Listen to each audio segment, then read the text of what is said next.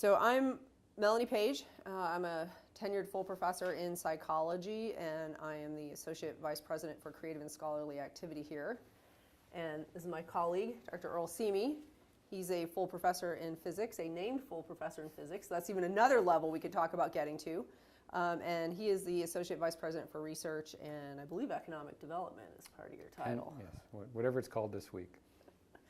And so one of the kind of cool things, first of all, what we wanted to do is represent sort of both sides of the playing field, right? The STEM fields as well as the non-STEM fields, and give you our perspectives. I did not get tenure or full professorship at this university, but Earl did, and he was also department chair. So I think he'll bring an interesting perspective as well as to anything kind of unique here to WVU. Anything we tell you that is in direct contrast to your written P&T guidelines, do not follow our words, okay? So the first and primary thing you need to do is to look at your written guidelines. So if you haven't looked at those in a while, if you've just gone through the tenure process, you obviously know those like the back of your hand, or you should know those like the back of your hand. But now you're reading them for a different reason, right? You're reading them to see what is the coin of the realm now to get from associate to full.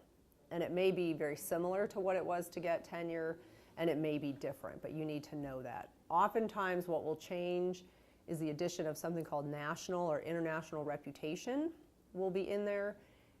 If that is not objectified, so not in the bad way like we objectify women, but in a good way where we objectify things and we can measure them, ask senior colleagues, ask your department chair, what exactly does that mean? What should I do to demonstrate this? Because if you're thinking one thing and your committee and your senior colleagues are thinking another, there's a mismatch. And you need to know how to translate that, right? So anything that is not objective, try to get someone to sort of spell that out for you so that you have something to aim for. And then you want to think about,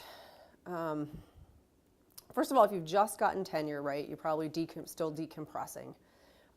It's quite a common phenomenon for people to actually feel a bit of sort of anger around the entire process of tenure. So if you're still feeling that, right, let that go. Do some exercise, deep breathing, right, that sometimes it's a trial by fire, sometimes it's not. Okay? So you may not have felt a lot of angst around that, but if you did, try to let that go, right? It's not going to be healthy for moving forward or help your career in any way. And then you really want to think about what's your timeline. Okay, so tenure, a timeline was defined for you. You had a critical year, you had by year X, if you don't do Y, you're going to have a 1-year contract. You could stay an associate professor forever, okay? And you will not lose your job unless you commit a crime of moral turpitude or you start being very bad at your job, right? So if you stop doing your job, you're going to lose your job. But you don't need to be producing at the high level that you would be to be a full professor. So first of all, make sure that you're actually committed to being a full professor, right? This is sort of like the de facto when you ask an undergraduate, maybe in their junior year, what are you doing after graduation? And they're just like, oh, I'm going to graduate school. Okay, what are you going to graduate school in? I don't know, something, right? Like, I don't know what I'm supposed to do now, right? So if you're at the stage of I don't know what I'm supposed to do now, and it's be full professor, re-examine that, first of all, to make sure that that's your goal, that that's where you want to spend your time and commitment.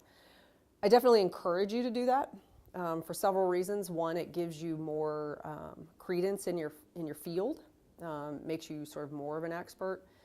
I believe it also opens up more avenues for you once you're a full professor, particularly if you're interested in administrative work. It's much more difficult to get higher level administrative positions if you're not a full professor somewhere. So really think about that and make sure that that's your goal. And we actually have a seminar on the Teaching and Learning channel about career mapping and sort of what's the next step.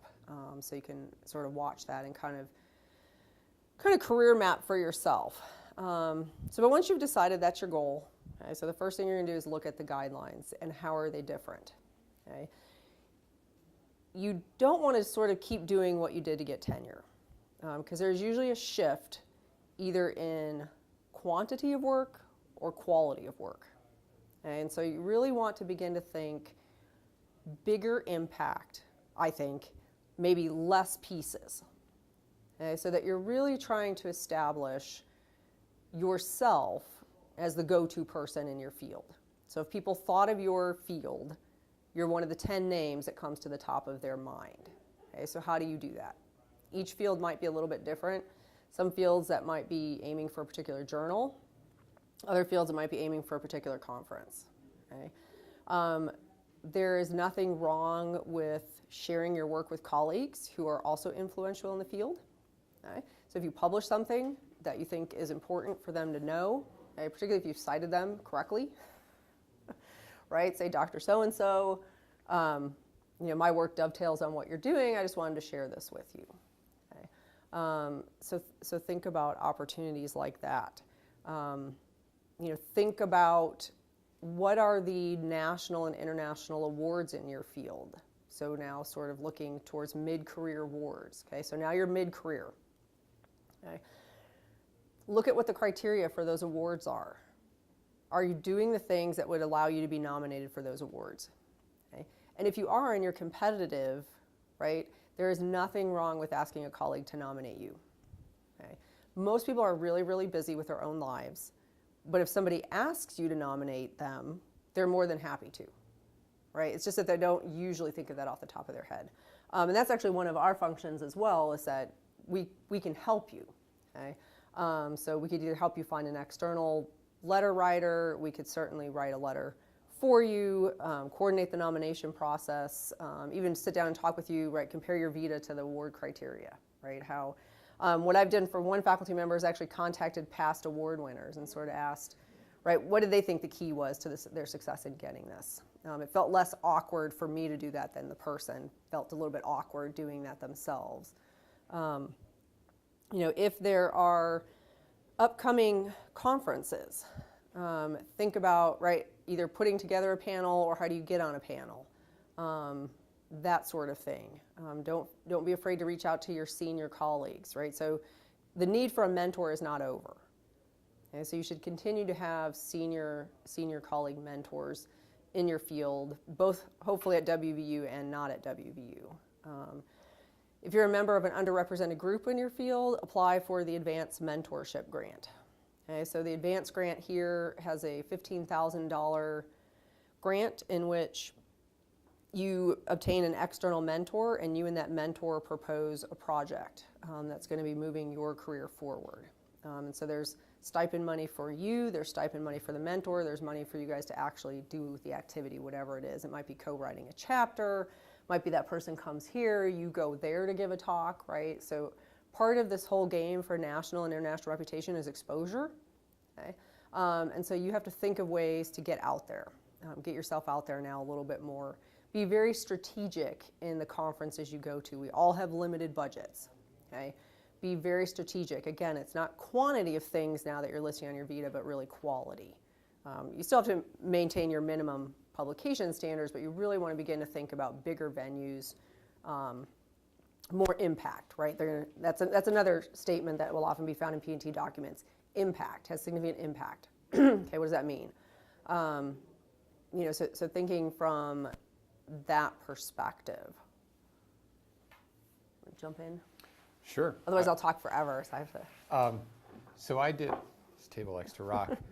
I did the transition from associate to full exactly the wrong way, according to Melanie, which is just my own personal situation. I actually became department head 1 year after becoming an associate professor, and then chaired a department for 12 years. So the challenge of having the impact necessary to move to full professor is particularly significant in my own experience. But I think that's what I would follow on to Melanie's comments about. Specifically, we counsel assistant professors to have a body of work.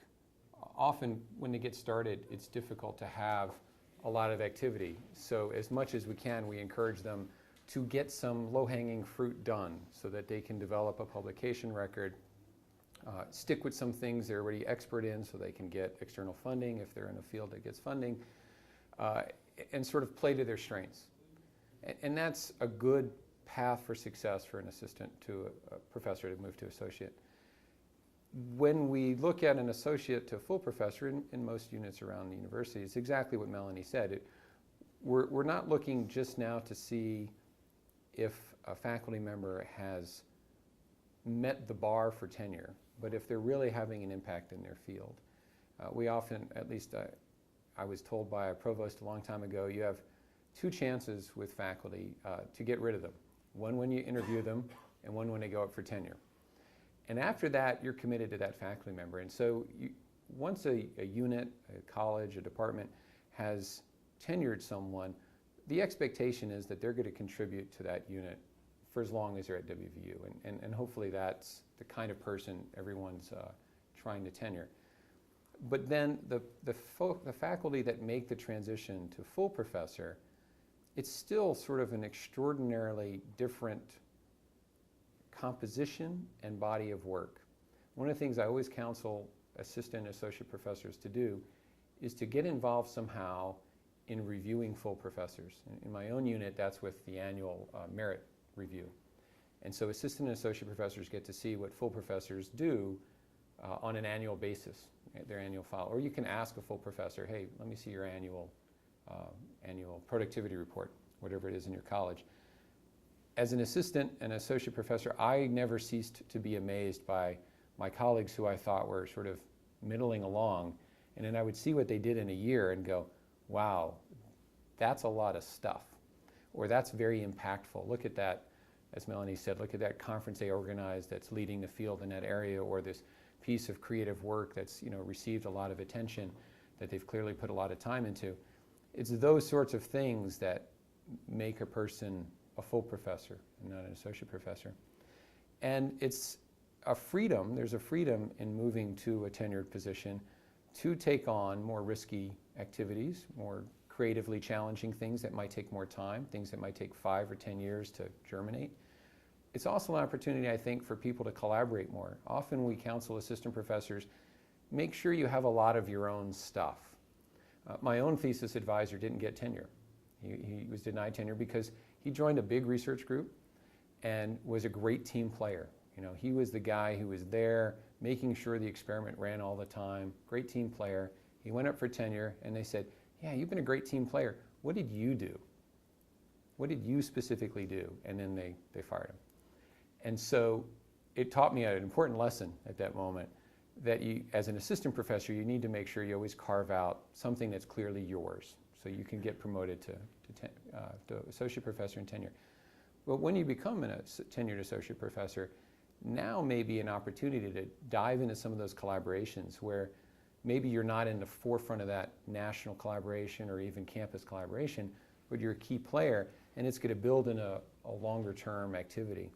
And so you have some freedom to take on those roles and maybe move into a leadership role in those activities that you didn't as an assistant professor. So, my perspective on the associate to full transition really, as Melanie has mentioned, looks at the body of work, the impact, and then sort of the riskiness of what people are doing, the potential for impact. Sometimes when people go up for full professor, maybe the impact hasn't been fully realized, but it's clear in their body of work that this is a person whose work has the potential for great impact, and it's time to move them to full professor. So those are a few of my perspectives on the transition from associate to full. I think you want to be mindful about all your choices, kind of building on what Earl said. You're going to have a lot more opportunities for service and actually higher expectations, right? So many units protect their assistant professors, give them sort of the lightest service load. So now your service load will increase. Be as mindful about what you say yes to on service as to what you say yes to for your career or the rest of your career, in terms of, right, if you get invited to be on a lot of panels probably, right, or review for a lot of journals, and you can't say yes to every one of those. So be very mindful about all of those. So if you've been asked by 5 different journals to be a reviewer, and or you were on 5 different reviews, right, just because you're trying to say, look, right, I'm important as an assistant professor. Now look and go down to 3 and contact the editor about an increased role, right? So now how would a person get on the editorial board? editor, what do I need to do to increase my role? Sometimes it's just asking, right? Because that's a lot of work. But that's one way you establish national reputation, is being on editorial boards. So if you could choose one journal in your field and get on that editorial board, and it's one of the top 4 journals, that speaks volumes to what the respect is of your colleagues. In terms of university or departmental service, right? Think about where can you have the greatest impact? Where can you have exposure as well? And so be really mindful, and then be able to sort of keep track of, right, this service commitment over here is a pretty big one. And so when they ask you to do 7 other things, say, well, this is a pretty big service commitment, right? And it's approximately this many hours per month. I really can't fit these other things in. And sometimes, right, in a department chair, really continue to work with them on service load in terms of really, again, thinking impact, right? Where can I make the most impact? And then if you've been doing, so at one point, so I went to a women's leadership retreat, and right, you have to write your goals and yada, yada. So I was like, okay, my goal is to be a full professor, right? That was like my end all be all. I had no other identity. I was going to be a full professor. And in my department, I was going to do it faster than anybody had done it. I have no idea why that became a goal, but it did. And I would be the first woman tenured since like 1970. So they ran the last woman off who was a full professor. And I'm in psychology, right? Like, it's mainly women.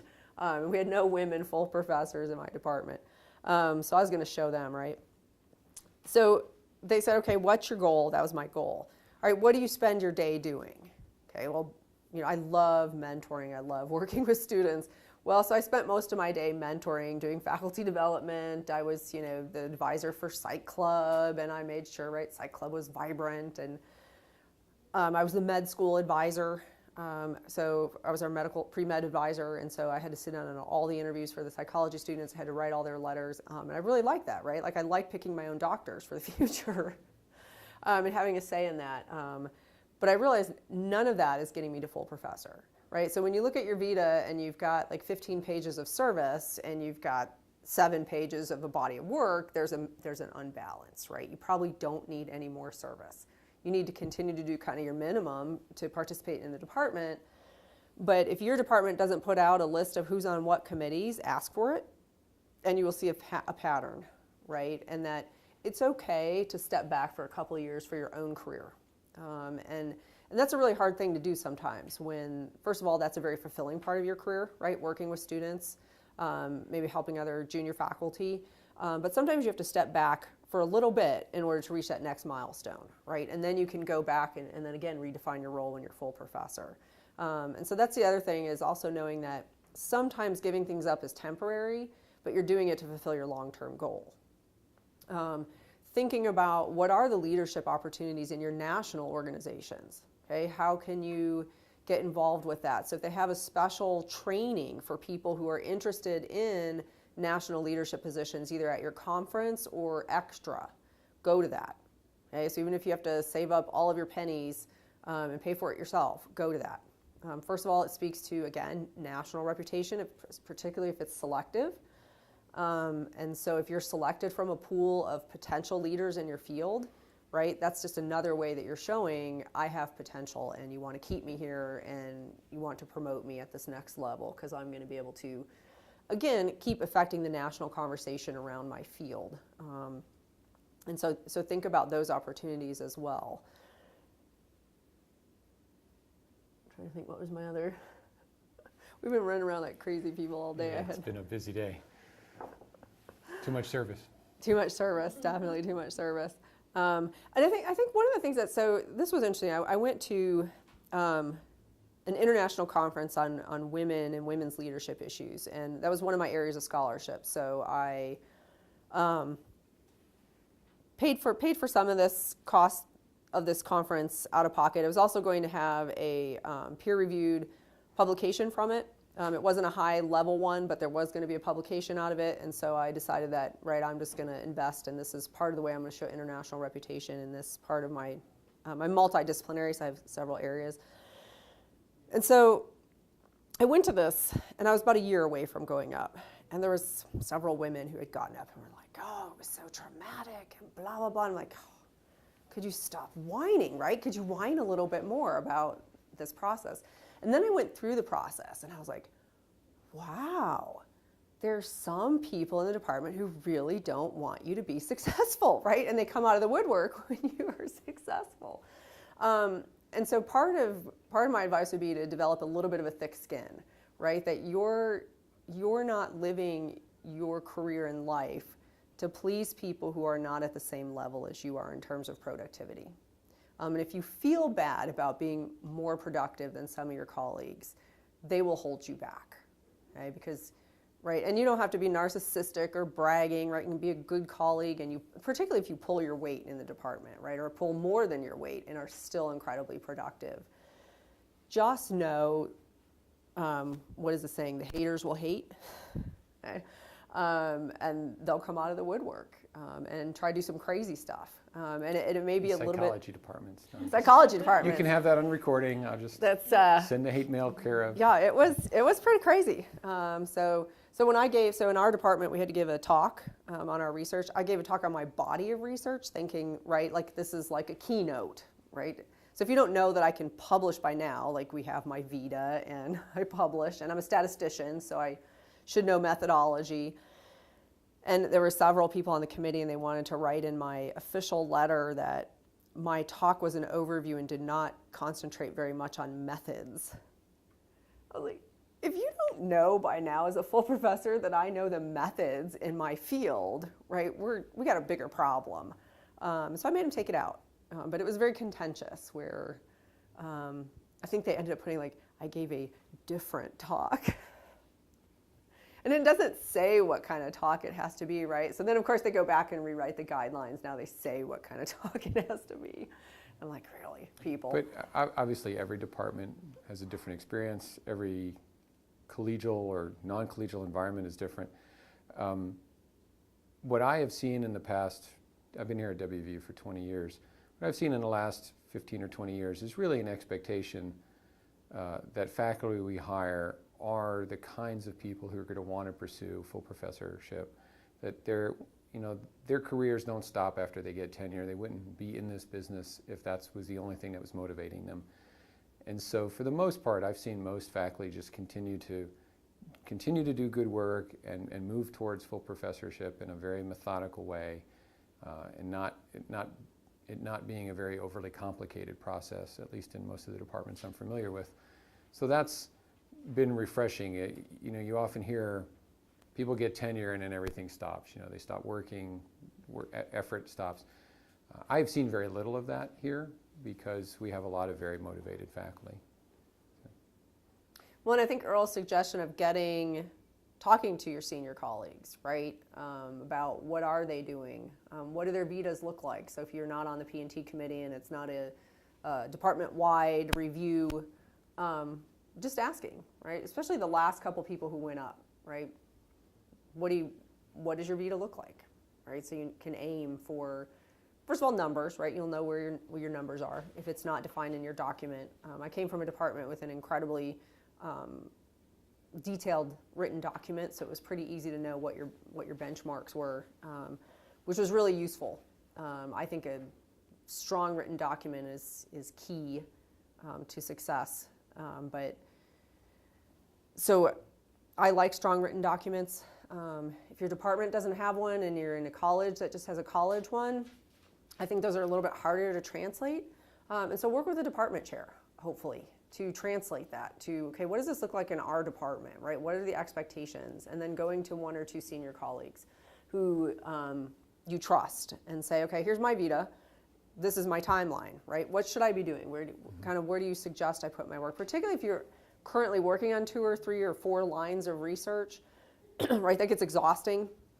And even I think at full professor, even though you can show more interdisciplinarity, sometimes depending on what department you're in and what kind of history that department has, if it has been a very singular focused department, that's still difficult for departments to kind of figure out, well, what do we do with these people, right, who have these, I had 2 main areas of scholarship, and so my letter writers only address one piece of my scholarship. So again, if you're the first one in your department to be that way, it's a little bit more difficult to be a trailblazer. So just talk with people, right? Be open about what are your aspirations, what are you trying to do, how do you want to get there.